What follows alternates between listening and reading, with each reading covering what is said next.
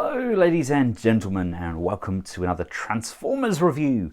In today's video we're going to be taking a look at the pretty awesome looking Power Charge Bumblebee as part of the new Transformers Bumblebee movie franchise. This is of course produced by Hasbro. Quick look around the box. We've got Bumblebee giving his swagger. On the back of the box we've got Bumblebee with his battle mass function, his stinger sword, and we've got vroom! Bumblebee can of course move. And here we have him out of his plastic prison. I actually really like him.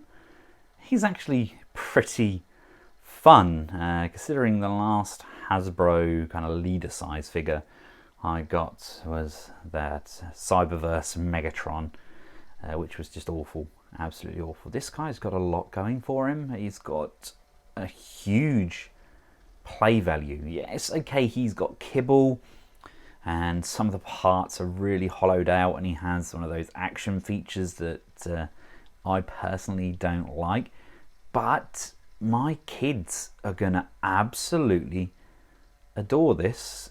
This is a fun figure.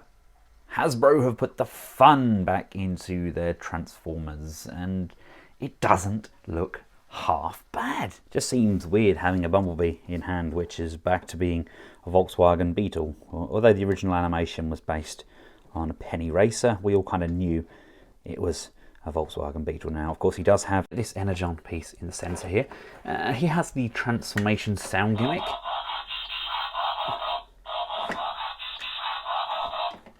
All kind of part and parcel with these hinges at the back here. Once it's pushed down, that transforms him up into his bot mode, where we pull down this energon circle.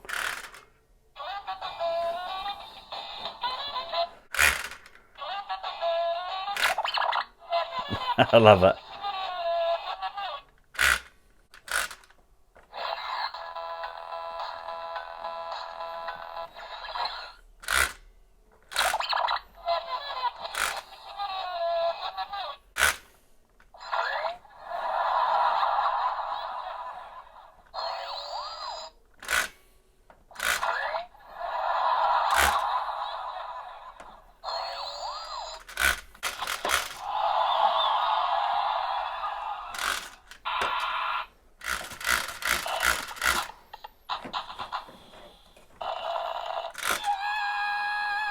I don't know if mine's temperamental, but I can't seem to get any rhyme or reason to get this to play alternative sounds.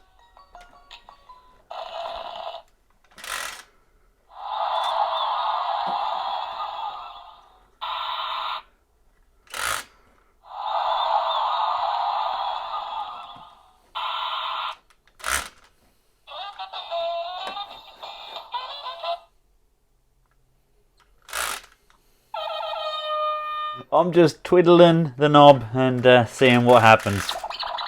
It says on the package there's like 24 different phrases and stuff, but I can't get him to say much. Pretty nice sculpt on there. We've got some left and right motion on that head. You're meant to be able to bring these forward, and that's meant to flip the visor down like so. Love that kind of cone like visor on there. That's actually really good. That's a good battle mask. I like that a lot. These shoulders can come out to the side. This joint here is kind of a fixed joint, but it's very kind of flimsy, but they do rotate upwards on that joint away from the wheel and then bring them back down, bringing the wheel kind of up. There's an upper bicep rotation, there's a bend on the elbow. The hands unfortunately are a fixed unit, as is the waist, but the legs can come this far forwards, they can come that far back, they can go out to the side. There is an upper knee rotation, and we've got a 90-degree bend on those knees, and we've got nice big chunky feet. They don't do a great deal but they're nice big solid bases, and that's a really nice sculpt on this figure. We've got his blade, which can slide out from his arm. Again, very stiff, but personally I think that looks pretty good. It's kind of very reminiscent of that Ultimate Bumblebee we got a few years back. A quick scale and style comparison. Here he is alongside the terrible Megadont Biotron. That's an awful figure. Can't believe that's even in the same league as the Prime they released in the same series. Completely different ends of the spectrum. And if we get Legendary Toys repaint of MPM04. He stands in around the 11-inch mark. That's around 27 centimeters. That's from the foot to the tip of his door. And we're looking around 10 inches from the base to the tip of his head. Before we get him changed up, let's just take a look at some of this detailing. We've got a bit of a circuitry section going on here. Big chunk there. Going around to the windows. This one seems to be solid plastic. I have a sticker on the underside of there. It's stating that it complies with section such and such and such and such. I covered it up with a sticker. Let's make it less of an eyesore. But hey, I've now peeled that sticker off, so you guys and gals don't have to. Right, now to get Bumblebee transformed up, your first port of action is to bring down these flaps on the front of his feet and bring these pieces out, and this window tab comes up. The roof of the vehicle is just on the underside. It tabs in over here.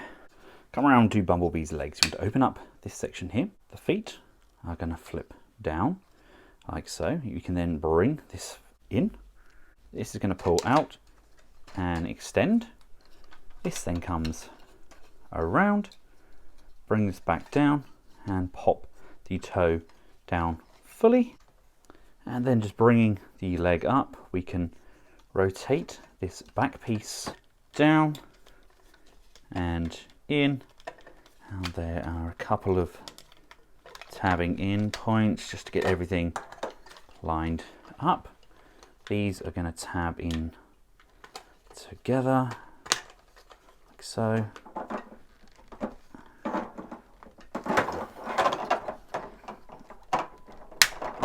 So, and on this rubbery old bumper section, lift this wing section up. It now allows us to bring the side of the vehicle down.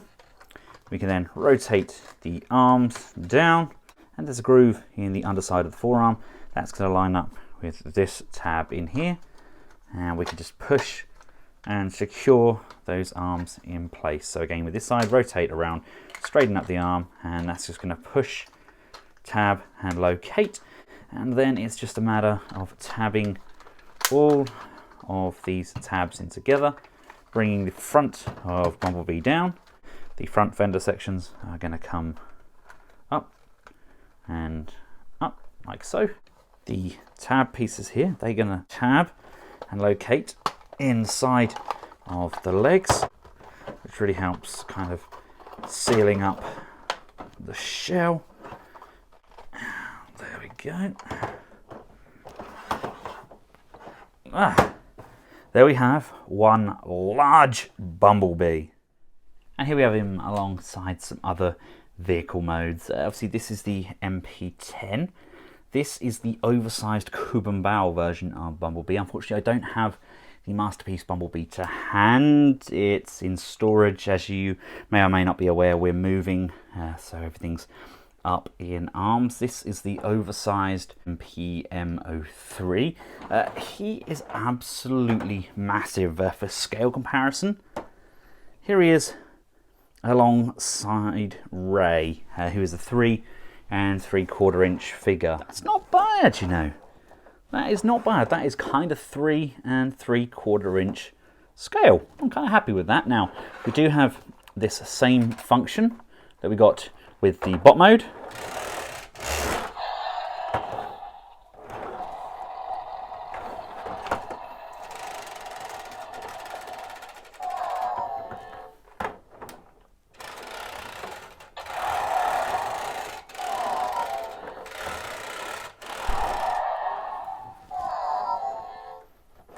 So, I mean, it's quite noisy. I don't know what I'm doing wrong. I can't seem to get many of these action features to work. Now, I do like how they've got the arm and the face there, which is very reminiscent of what we see in the movie. You see that from the trailer. Got nice sculpting on the bonnet there. No Autobot insignias on there. These back panels don't tab in as tightly as I would like. But all in all, it's a fairly good looking Bumblebee. It's a very nice, large VW, and for the price point, comparing it to the likes of the Cyberverse leaders, I'm definitely all for this figure. He's great in his bot and in his vehicle mode. Huge playability scale, and my kids are going to absolutely love it. I say my kids, I actually really like it. Thank you all for watching. I hope you found this video useful. If you have, feel free to give it a big thumbs up, share, and of course subscribe. As I get more of these Bumblebee figures, I'll be including them in a Bumblebee the Movie playlist. And until next time, from myself and the Power Charge Bumblebee, goodbye.